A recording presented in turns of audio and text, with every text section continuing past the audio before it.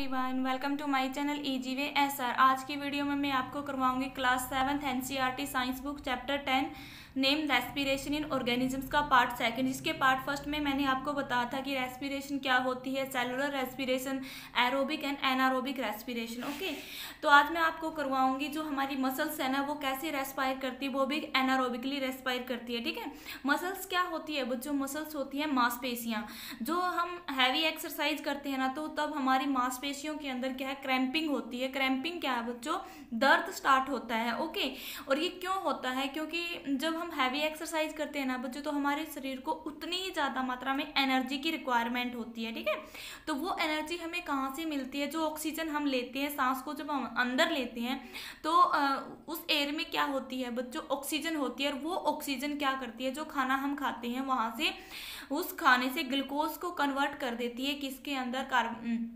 Alcohol और साथ में क्या था, एनर्जी के अंदर। ठीक है, जो एनारोबिक रेस्पिरेशन में मैंने आपको अच्छे तरीके से समझा था। ओके, देखो बच्चों क्या होता है कि जो हम हैवी एक्सरसाइज करते हैं तो हमारी बॉडी उतनी सुफिशियंट अमाउंट में एनर्जी को रिलीज नहीं कर पाती ऑक्सीजन। ठीक है, इसीलिए क्या होता है, तो जो हमारी मांसपेशियां हैं वहां पे क्या है, एनारोबिकली रेस्पिरेशन टेक प्लेस होती है। ठीक है, जो ऑक्सीजन की एब्सेंस में होती है। क्यों?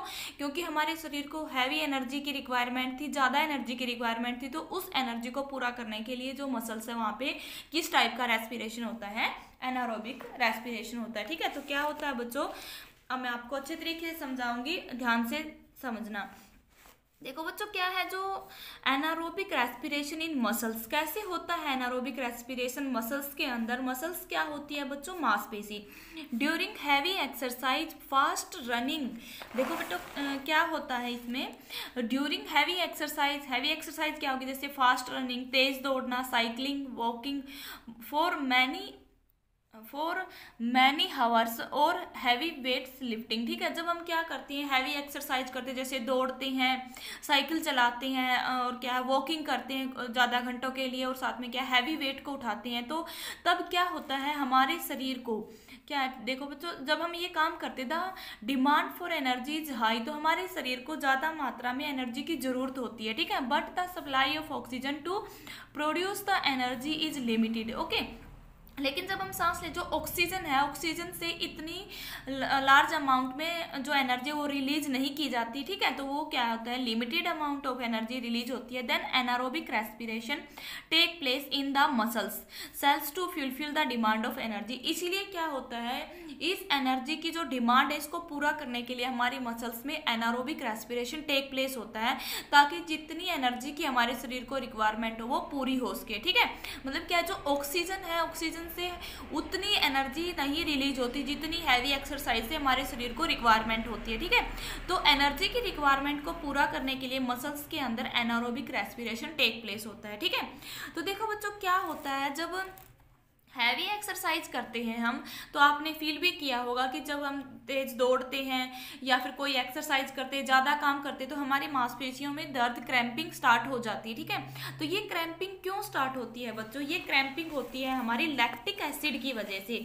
ठीक है, क्या होता है, जो ग्लूकोज है, फूड है, अब्सेंस ऑफ ऑक्सीजन, क्योंकि एनारोबिक रेस्पिरेशन टेक प्लेस होता है बच्चों ऑक्सीजन की अनुपस्थिति में। अब्सेंस का मतलब होता है अनुपस्थिति, ऑक्सीजन क्या है, जो ऑक्सीजन जिसका फार्मूला होता है O2। ठीक है, जो मसल्स के अंदर जो ग्लूकोज है वो कन्वर्ट हो जाती है लैक्टिक एसिड और एनर्जी में। ठीक है, तो हैवी एक्सरसाइज की वजह से हमारे मसल्स में क्रैम्पिंग स्टार्ट होती है। वो किसकी वजह से होती है बच्चों? लैक्टिक एसिड की वजह से होती है। ठीक है, तो फिर क्या करना है आपको, जो ये लैक्टिक एसिड होता है ना, इसकी वजह से हमारी मसल्स में क्रैम्पिंग स्टार्ट हो जाती है। ठीक है, तो देखो बच्चों एक यहाँ पे क्वेश्चन अराइज होता है कि जो लैक्टिक एसिड की वजह से हमारी मसल्स में क्रैम्पिंग स्टार्ट हुई है तो उससे रिलीफ कैसे मिलता, भी उससे छुटकारा कैसे पा सकते? देखो, we get relief from cramp after a hot water bath और ए मसाज। ठीक है, तो क्या होता है, जो हमारी मांसपेशियों में क्या है, दर्द स्टार्ट हो जाता है, तो हमारे जो बड़े बूढ़े वो भी ऐसे बोलते कि या तो गर्म पानी से इसकी सिकाई कर लो, मसाज कर लो, ऐसे बोला जाता है ना बच्चों। तो ऐसा क्यों बोला जाता है? जो गर्म पानी है उससे, उसकी सिकाई से हमारे शरीर में जो दर्द होता है, क्रैम्पिंग स्टार्ट होती है मसल्स में, उनसे छुटकारा कैसे मिलता है? ठीक है, तो कैसे मिलता है बच्चों, जो ये गर्म पानी होता है ना, जब हम गर्म पानी से हमारी मांसपेशियों की सिकाई करते हैं, मसाज करते हैं, तो उसकी वजह से जो हमारी मांसपेशियां, वहाँ पे ब्लड सर्कुलेशन अच्छे तरीके से होता है। ठीक है, जैसे ब्लड सर्कुलेशन अच्छे तरीके से होगा बच्चों, तो उतनी ज़्यादा अमाउंट में एनर्जी सप्लाई होगी हमारी मसल्स में। ठीक है, और उतनी ज़्यादा अमाउंट में ऑक्सीजन सप्लाई होगी हमारी मसल्स में, और ऑक्सीजन की वजह से ही जो ग्लूकोज है वो अच्छे तरीके से ब्रेक डाउन हो जाएगा। ठीक है, मतलब जो लैक्टिक एसिड जो क्या होता है, complete break down of lactic acid into carbon dioxide and water. ठीक है, तो क्या है बच्चों, इसका रीजन क्या होता है, जो यहाँ पे क्वेश्चन होता है, can you guys why it is so. भाई जो गर्म पानी है उसकी मसाज से, सिकाई से हमें क्रैम्पिंग से रिलीफ कैसे मिलता है, तो उसके लिए क्या रीजन है बच्चों, हॉट वाटर बाथ और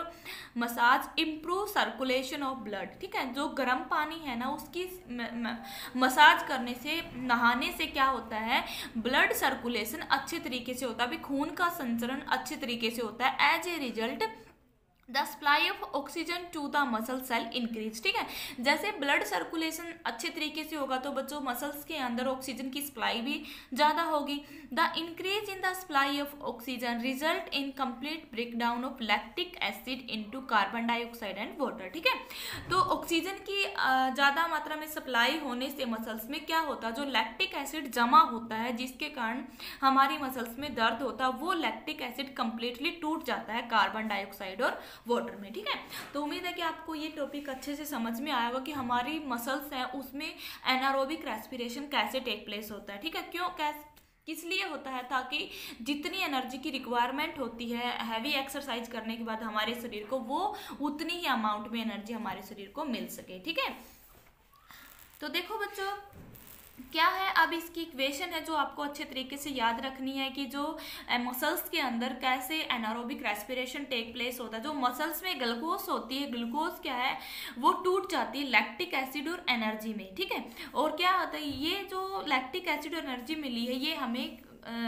किस प्रकार के उसे मिली है, रिएक्शन से, एनारोबिक रेस्पिरेशन, क्योंकि एनारोबिक रेस्पिरेशन कैसे टेक प्लेस होता है, in the absence of oxygen. ठीक है, और इसी लैक्टिक एसिड की वजह से बच्चों क्या होता है, मसल्स में क्रैम्पिंग स्टार्ट होती है। ठीक है, क्रैम्पिंग का मतलब क्या होता है, चुभन सी और दर्द सा महसूस होना। ठीक है, क्या होता है यहाँ पे क्रैम्पिंग स्टार्ट होती है, मसल्स क्रैम्पिंग। और इस मसल्स क्रैम्पिंग से छुटकारा कैसे मिलता है बच्चों, गर्म पानी की सिकाई करने से। क्यों, क्योंकि गर्म पानी क्या कर देता है, जो हमारी मसल्स है जहाँ पे लैक्टिक एसिड जमा हुआ है वहाँ पे ब्लड सर्कुलेशन बढ़ा देता है, और ब्लड सर्कुलेशन बढ़ने की वजह से ही क्या होता है, वहाँ पर जहाँ पे जिस मसल्स में दर्द स्टार्ट हुआ है ऑक्सीजन की सप्लाई ज़्यादा होगी, और वो ऑक्सीजन इस लैक्टिक एसिड को क्या करेगी, कंप्लीटली तोड़ देगी, लैक्टिक एसिड को क्या करेगी, ब्रेक डाउन कर देगी कार्बन डाइऑक्साइड और वाटर के अंदर। ओके, इसीलिए क्या होता है, हमारी मसल्स में जो दर्द हुआ उससे छुटकारा मिल जाता है। ठीक है,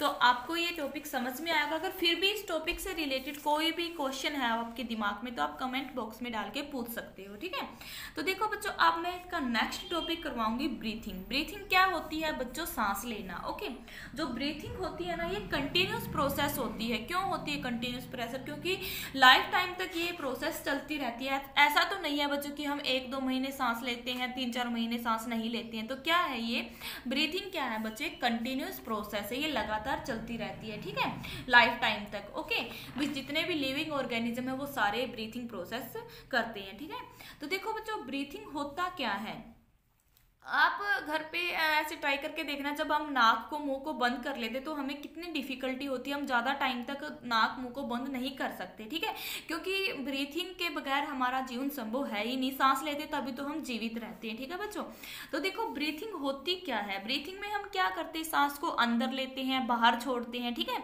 क्या होता है ब्रीथिंग में 2 प्रोसेस होती है, एक तो सांस को अंदर लेना, एक सांस को बाहर लेना। ओके, तो देखो क्या होता है, जब सांस अंदर जाता है तो बच्चों हम जब सांस लेते हैं अंदर की साइड, तो जो एयर हमारे शरीर के अंदर जाती है तो उसमें ऑक्सीजन की मात्रा ज्यादा होती है। ठीक है, बट जैसे हम सांस को बाहर छोड़ते हैं तो उस एयर में कार्बन डाइऑक्साइड ज्यादा होती है। ठीक है, तो ये दोनों पॉइंट आपको याद रखने हैं। जब हम सांस अंदर की साइड लेते हैं तो ऑक्सीजन ज्यादा होती है उस एयर के अंदर, ओके, हवा में, बट जैसे हम सांस को बाहर छोड़ते हैं तो हम जो सांस बाहर छोड़ रहे हैं उसके साथ हम कार्बन डाइऑक्साइड को बाहर छोड़ते हैं। ओके, तो देखो बच्चों ब्रीथिंग होती क्या है, ब्रीथिंग मीन्स, ब्रीथिंग का मतलब क्या होता है, taking in air rich in oxygen, भाई हवा को अंदर लेना जिसमें ऑक्सीजन की मात्रा ज़्यादा होती है, and giving out air rich in carbon dioxide with the help of respiratory organ. Respiratory organ क्या होते हैं, जो हमारे श्वसन तंत्र होती हैं, भी श्वसन तंत्र जो भी हमारे ऑर्गन है, अंग है, उनकी हेल्प से जो हम क्या करते हैं, हवा को अंदर लेते हैं और हवा को बाहर छोड़ते हैं। इस प्रोसेस को ही क्या बोला जाता है बच्चों, ब्रीथिंग। हवा अंदर आई है तो उसमें होती है ऑक्सीजन, और हवा को जब गिविंग आउट का मतलब होता है बाहर छोड़ना, तो उसमें क्या होता है बच्चों, कार्बन डाइऑक्साइड। ओके, अब देखो जो हवा हमने अंदर की साइड ली है उसको बोला जाता है इनहेलेशन। ठीक है, देखो इनसे, जैसे इनसाइड आप ऐसे याद रखना, इनसे क्या होता है अंदर, एक्स का मतलब होता है एग्जिट होना, बाहर। ओके, इनहेलेशन का मतलब होगा बच्चों अंदर की तरफ सांस लेना, एक्सहेलेशन का मतलब होता है सांस को बाहर छोड़ना। ओके, अब मैं यहाँ पे क्या होता है, एग्जाम में भी पूछा जाता है ये कि जो इनहेलेशन और एक्सहेलेशन क्या होता है। ओके, तो देखो बच्चों, इनहेलेशन क्या होता है, the taking in of air rich in oxygen into the body is called inhalation. ठीक है, जब हम क्या लेते हैं, सांस अंदर लेते हैं और उस हवा के साथ क्या होता है, ऑक्सीजन ज़्यादा मात्रा में होती है। ठीक है, भी हमारे शरीर के अंदर ऑक्सीजन का जाना क्या होता है, इनहेलेशन, मतलब अंदर की साइड सांस को लेना क्या है, इनहेलेशन है। ओके, एक्सहेलेशन क्या होता है बच्चों, सांस को बाहर छोड़ना।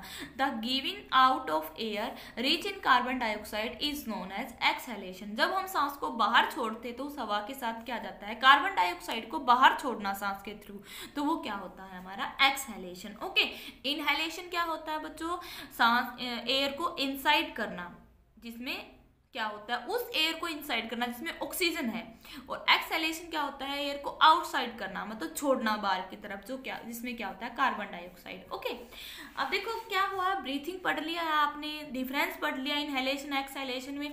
अब देखो बच्चों, इसी से रिलेटेड एक इंपॉर्टेंट टॉपिक है, वो है breathing rate. Okay, breathing rate क्या होता है कि 1 मिनट के अंदर आपने कितने नंबर ऑफ टाइम सांस लिया है। ठीक है, 1 मिनट में लिए गए सांस, भी टोटल कितना सांस आपने लिया है, कि पूरा सांस कब होता है बच्चों, जब आप सांस अंदर लेते हैं और बाहर छोड़ते हैं, यही क्या होता है, ब्रीथिंग होता है। ओके, तो क्या होगा, the number of times a person breathe in a minute is term as the breathing rate. Okay, क्या होता है कि 1 मिनट के अंदर टोटल नंबर ऑफ, 1 मिनट में लिए गए सांस की संख्या जो हम टोटल करते हैं, अभी 1 मिनट में कितने नंबर ऑफ टाइम सांस लिया गया है, वही क्या होता है, ब्रीथिंग रेट होता है। ठीक है, तो देखो बच्चों, ब्रीथिंग का मैंने बताया था कि एक ब्रीथिंग में क्या होते हैं, 1 इनहेलेशन प्लस 1 एक्सहेलेशन, अंदर की तरफ सांस लिया गया और बाहर की तरफ सांस छोड़ा गया, इन दोनों का योग ही क्या होता है, हमारे एक ब्रीथ के बराबर होता है, एक सांस के बराबर होता है। ये नहीं है कि अंदर ले लिया तो वही एक सांस है, अंदर लिया है और बाहर छोड़ा है, दोनों का प्लस क्या होता है, ब्रीथ होता है। ओके, तो ये आपको समझ में आया होगा। ठीक है, तो देखो बच्चों क्या है, इसमें एक एक्टिविटी भी है, एक्टिविटी से भी आप आपके ब्रीथिंग रेट को काउंट कर सकते हो। ठीक है, जैसे आप साइकिलिंग करते हो, सोते हो, पढ़ते हो, ठीक है, तो उसमें हर एक्टिविटी में आपका ब्रीथिंग रेट अलग अलग होता है। ठीक है, तो देखो अब मैं आपको एवरेज बताऊं कि ब्रीथिंग रेट की एवरेज अगर मैं आपको करवाऊं, देखो बच्चों, इससे पहले मैं एक आपको एक्टिविटी करवाऊंगी कि आप एक तो आराम से कोई काम कर रहे हो, ठीक है, एक तो देखो आप सिंसियर है कि आप काउंट कर रहे हो आपके ब्रीथिंग रेट को, कुछ काम कर रहे हो तो आपने आराम से बैठे हो तब भी आप आपके ब्रीथिंग रेट को काउंट कर सकते हो कि 1 मिनट में आपने कितनी बार सांस लिया है। ओके, आप क्या है, हैवी एक्सरसाइज कर रहे हो, हैवी एक्सरसाइज में क्या होता है, आपकी जो ब्रीथिंग रेट है वो बढ़ जाता है। क्यों बढ़ता है, क्योंकि आपके शरीर को ज़्यादा मात्रा में एनर्जी की जरूरत होती है। ठीक है,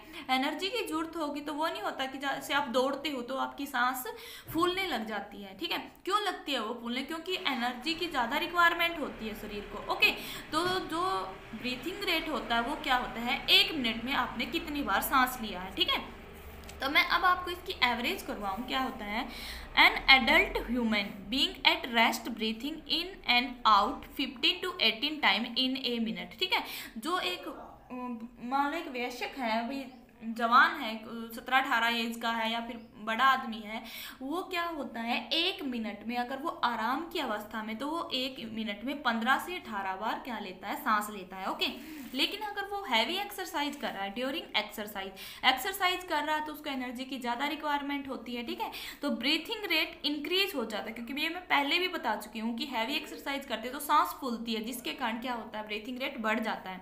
हैवी एक्सरसाइज में क्या होता है, breathing rate increase up to 50 times per minute, ठीक है। देखो बच्चों, इसमें तो क्या था, ब्रीथिंग रेट क्या हो जाता है, सॉरी यहाँ पे आएगा 25, ठीक है, 25 टाइम्स, या 15 से 18 टाइम्स होता है जो रेस्ट की अवस्था है, ठीक है। लेकिन जब हैवी एक्सरसाइज करते हैं तो एक्सरसाइज करने के साथ जो ब्रीथिंग रेट है वो बढ़ जाता है 25 टाइम्स पर मिनट, ठीक है।